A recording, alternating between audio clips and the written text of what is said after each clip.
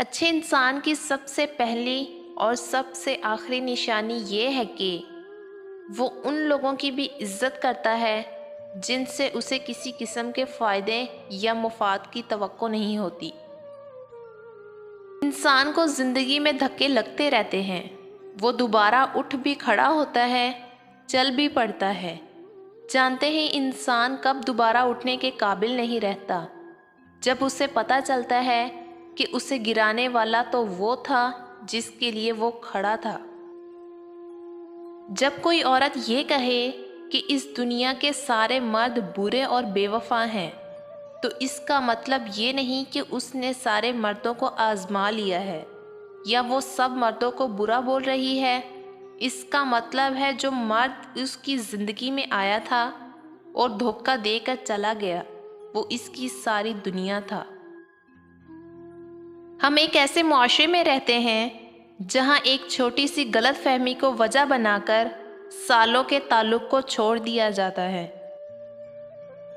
زندگی میں اگر انتخاب کا موقع ملے تو ٹاس کر لینا، اس لیے نہیں کہ انتخاب میں آسانی ہو جائے، بلکہ اس لیے کہ جب سکہ ہوا میں ہوگا تو پتہ چل جائے گا کہ دل کیا چاہتا ہے۔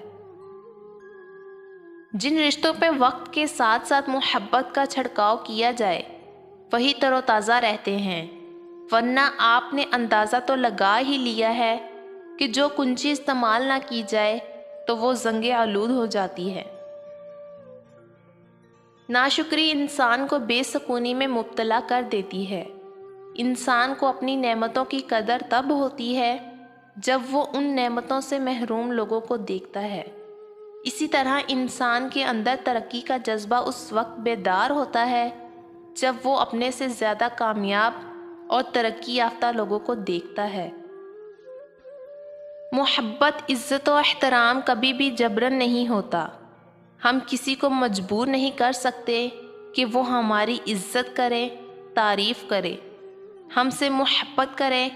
ان سب چیزوں کے لیے ہمیں خود بھی محنت کرنی پڑتی ہے، یہ سب کمانا پڑتا ہے، یہ تو اللہ کریم کی عطا ہے۔